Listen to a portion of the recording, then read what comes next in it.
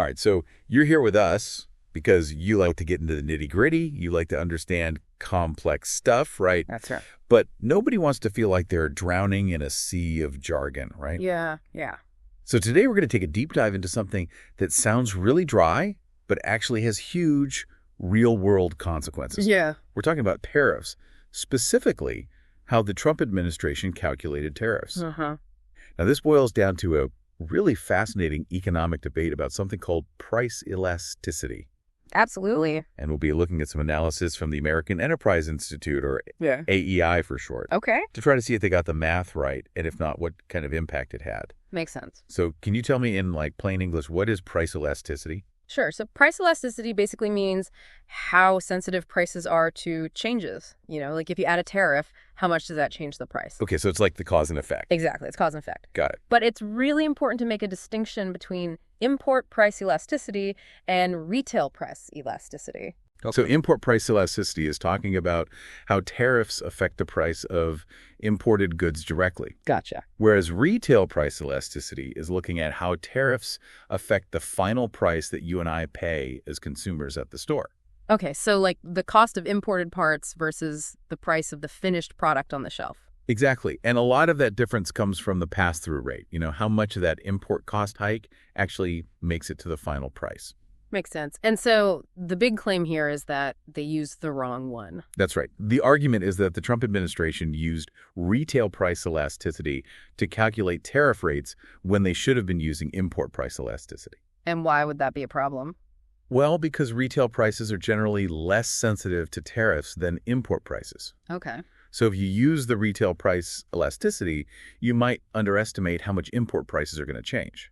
I see. So they're basically looking at the wrong number and they're setting tariffs that are too high to try to get to the price that they're aiming for. Exactly. And some analysis suggests that this error could have led to tariffs being 4 times higher than necessary. Wow, 4 times higher. Yeah, imagine thinking that you need a 10% tariff based on import prices, but instead you impose a 40% tariff because you're looking at the retail price, which is less responsive. So it's like a huge miscalculation. Potentially, yeah. And AEI, they didn't hold back in their criticism. Oh, wow, no, they were pretty strong. They argued that using the correct import price elasticity would mean that current tariffs could be just 25% of what they are now. Wow, so they're saying that basically tariffs are way too high. Yeah, they're saying that they could achieve the same effect with much lower tariffs. And I said something pretty strong too, right, about economic theory. Yeah, their exact quote was that the administration's formula has no foundation in economic theory or trade law, so they're not pulling any punches.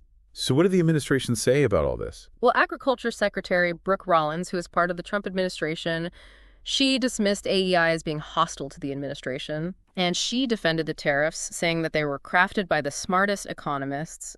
But she also acknowledged that she hadn't actually read the AEI analysis. Oh, wow. So she kind of dismissed it without even reading it. Yeah, and, it just kind of shows the political context around these decisions. Right. Even if the numbers are clear, there's still this whole other layer of politics and ideology. Exactly. So what's the real world impact then if these tariffs were inflated? Well, on a global scale, these higher tariffs can disrupt trade flows, make it harder for countries to do business with each other.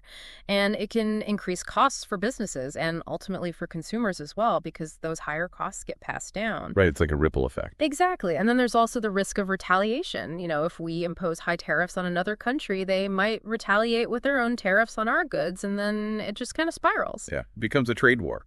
Exactly. Now, there was some talk about Wall Street taking a big hit because of these tariffs, right? Yeah, there are reports of a $6.6 trillion loss on Wall Street that some people link to the tariffs. So is that a direct result? Well, it's hard to say for sure because the stock market is affected by so many different factors. Right. It's not just one thing. Exactly. So while the tariffs might have played a role, it's definitely not the only thing going on. So it's kind of a correlation, not necessarily causation. Exactly. Okay, so if we take a step back, it seems like the core of this whole debate about the Trump tariffs is this potentially huge technical mistake in the economic calculations. Right. It's this choice of using retail price elasticity instead of import price elasticity. And it's not just about whether tariffs are good or bad. It's about the fundamental accuracy of how they were calculated. It really shows you how these seemingly dry economic details can have a huge impact on global trade and what we all pay for things at the store. Yeah, and it's a reminder that economics is not just theory, it has real consequences for people's lives. Definitely something to think about. Mhm. So until our next deep dive, thanks for joining us. Thanks for having me.